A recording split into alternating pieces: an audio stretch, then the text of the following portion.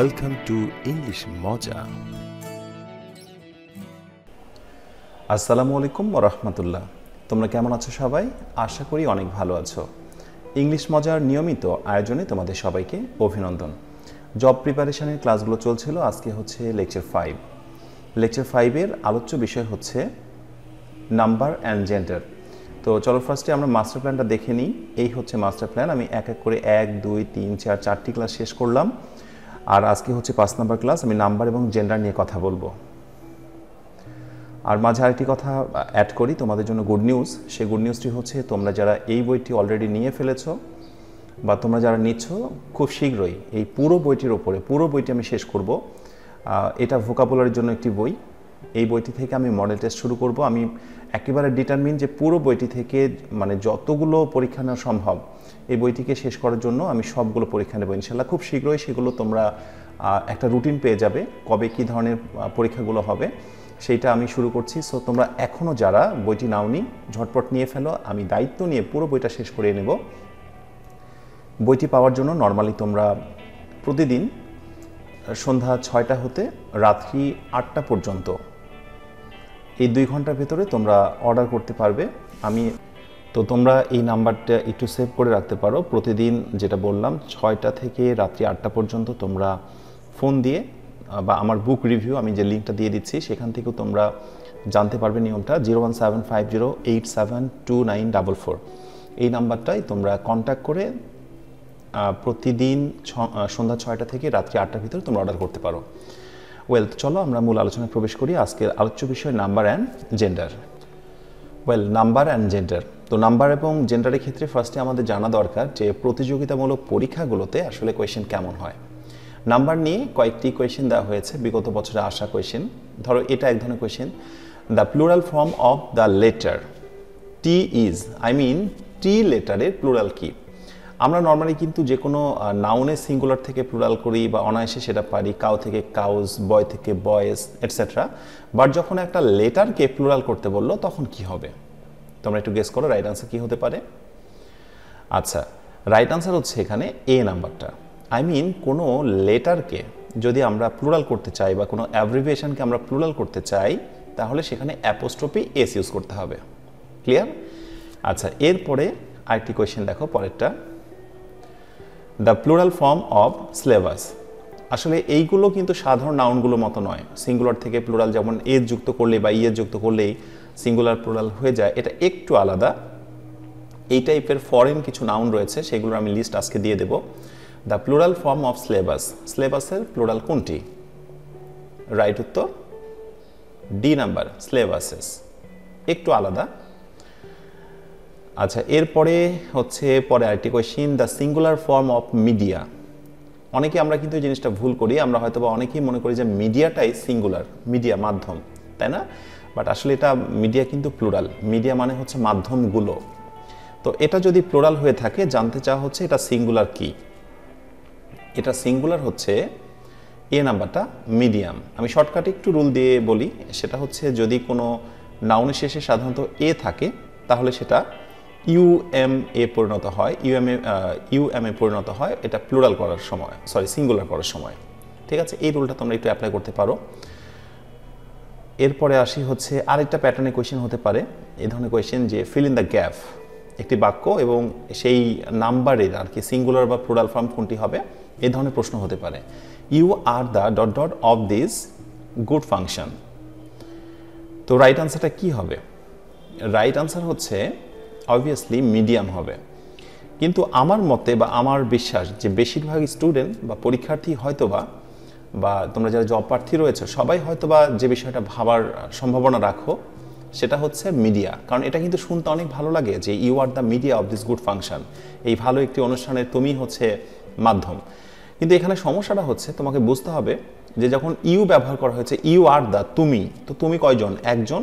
That's why কিন্তু আমাকে singular অর্থ ইউজ করতে হবে। আর আগে তো জেনেই গেছে যে মিডিয়ামটা হচ্ছে সিঙ্গুলার। বাট এখানে যদি কোনোভাবে ইউ না দিয়ে আমি যদি এখানে দে দিতাম, যে দে আর দ্য, তখন কিন্তু অবশ্যই আমি যেহেতু দে বলেছি অতএব এখানে কিন্তু প্লুরাল হয়ে যেত।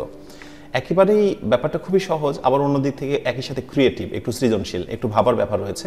এই ধরনের কোয়েশ্চেনগুলো হতে পারে নাম্বারের উপরে। এবার চলো জেন্ডারের উপরে কী ধরনের কোয়েশ্চেনগুলো হয় বা হয়েছে বিভিন্ন সময় একটু আমরা দেখে নিই। ওয়েল, এই হচ্ছে জেন্ডারের উপরে বিগত সময়ে আসা কোয়েশ্চেন। বেসিক্যালি আরেকটি বিষয় বলি, জেন্ডার, নাম্বার এগুলো কিন্তু আমরা অনেক সময় বুঝতে চাই, আসলে বোঝার থেকেও এগুলো মুখস্থ করাটা অনেক জরুরি। তো আমি আমার যে বইটার কথা অলরেডি তোমাদের বললাম, শিওর জব ভোকাব, এই বইটিতে কিন্তু আমি শুধুমাত্র সিনোনিম, অ্যান্টোনিম, অ্যাপ্রোপ্রিয়েট প্রিপোজিশন এগুলোই যে দিয়েছি তা কিন্তু নয়।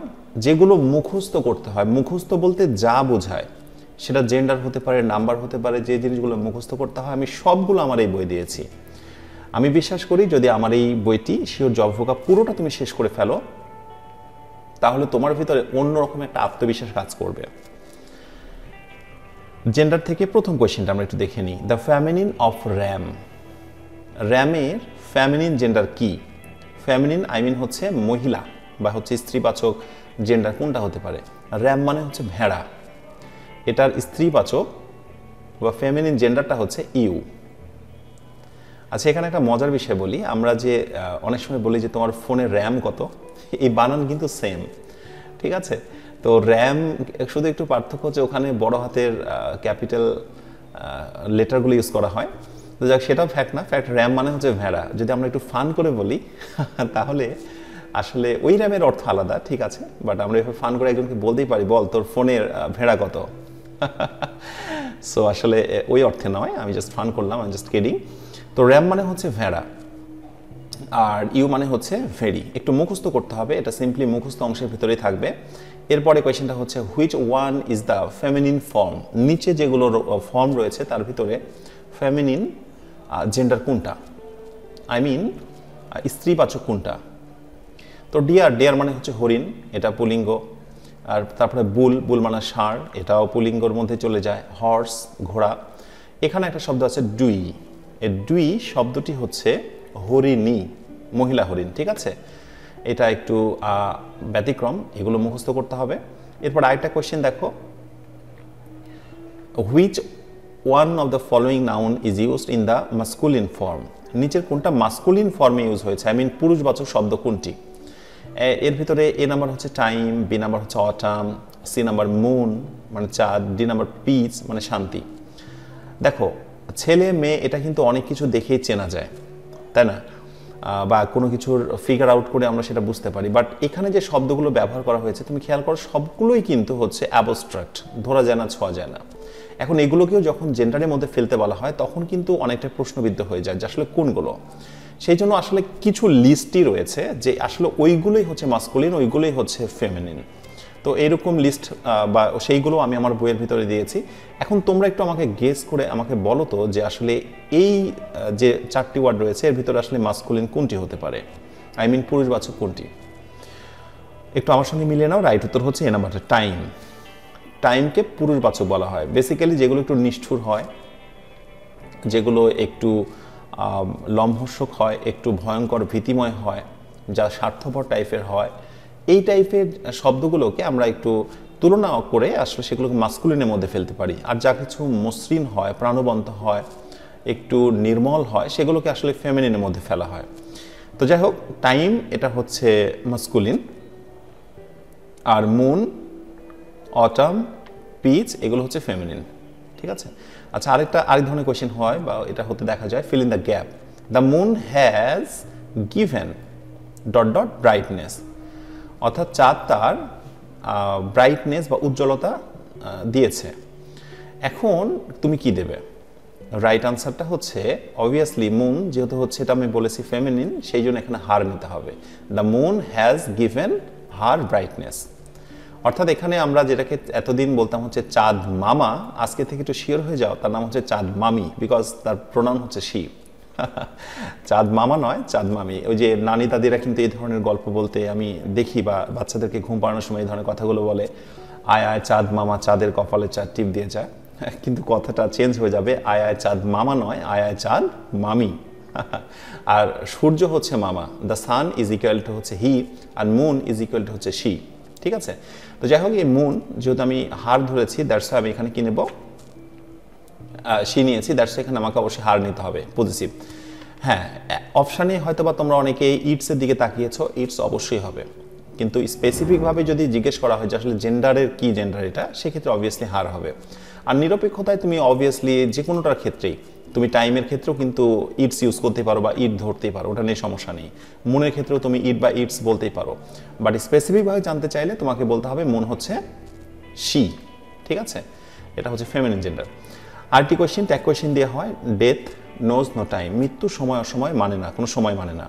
তো ফিল ইন দ্য গ্যাপে রাইট আনসার তোমরা কী নেবে? খুবই সহজ কোয়েশ্চেন, কিন্তু এখানে কঠিন হচ্ছে যে আসলে জেন্ডার রিলেটেড ব্যাপারটা। তো ডেথ নোজ নো টাইম, অনেকে হয়তো বা যেটা করবে নো আছে দ্যাটস ওয়াই সে নেগেটিভ করবে না, ঠিক আছে। ডেথ আছে দ্যাটস ওয়াই অনেকে কিন্তু ইট করবে, ডাজ ইট। কিন্তু আসলে স্পেসিফিকভাবে জেন্ডার রিলেটেড ব্যাপার হলে এটা রাইট উত্তর হবে ডাজ হি, কেননা ডেথকে, মৃত্যুকে মাস্কুলিন জেন্ডার হিসেবে ধরা হয়। তো এরকম কিছু বিষয় থাকে জেন্ডার বা হচ্ছে তোমার নাম্বার সংক্রান্ত। এখন বিষয় হচ্ছে যে আমি আমার চ্যানেলে কিন্তু জেন্ডারের এবং হচ্ছে নাম্বারের দুটো ক্লাস নিয়েছি, খুব ইম্পর্টেন্ট দুটো ক্লাস। তো যেহেতু আমি ক্লাসটি নিয়েছি সেই জন্য রিপিট করছি না, এই জন্য আমি শুধুমাত্র আই বাটনে দেখো লিঙ্ক দিয়ে দিচ্ছি দুইটারই, এবং ওই লিঙ্কটা আমি ডেসক্রিপশনে শেয়ার করছি। ডেসক্রিপশন থেকেও তোমরা সেই ক্লাসগুলো করে ফেলতে পারবে। একেবারেই কোনো কথা চলবে না। নাম্বারের ক্ষেত্রে আমি একটা লিস্ট দিয়েছি, জাস্ট মুখস্থ, সেই মুখস্থ কোনগুলো একবারে মুখস্থ করে ফেলবে। আর তোমরা যারা আমার বই নিয়ে ফেলেছো সেই বইয়ে তো লিস্টগুলো দেওয়াই আছে। মাস্কুলিন ফ্যামিলিনের বেশ কিছু ক্রাইটেরিয়া, কিছু ভ্যারিয়েশন আছে, সেইগুলো আমি দিয়ে দিলাম। সেইগুলো তোমরা হচ্ছে আমার ওই আই বাটন ক্লাসগুলো করলে ওখান থেকে পেয়ে যাবে। তো এই হচ্ছে আজকের লেকচার 5। খুব শীঘ্রই লেকচার 6-এ তোমাদের সঙ্গে কথা হবে। তোমরা সবাই নিজেরা ভালো থেকো, জব প্রস্তুতিকে আরও বেশি বেগবান করো। জব পরীক্ষার পুরো সময় জুড়ে আমি তোমাদের সঙ্গে আছি। খুব শীঘ্রই এই মাস্টার প্ল্যান শেষে শুরু হচ্ছে লিটারেচারের উপরে ক্লাস। আমি জানি একটু দেরি হচ্ছে, তোমরা আমাকে অনেকেই কমেন্টে জানাচ্ছিলে যে স্যার লিটারেচারের উপরে ক্লাস হলে খুব ভালো হয়। হ্যাঁ, আমি শুরু করব, কিন্তু একটা ধারাবাহিক একটি মাধ্যমে, দ্যাটস ওয়াই এটা আমার একটু দেরি হচ্ছে। ফাইনালি যে কথা বলে শেষ করতে চাই, তোমরা সবাই অনেক ভালো থেকো আর অন্যকে ভালো রেখো। আসসালামু আলাইকুম ওয়া রাহমাতুল্লাহ।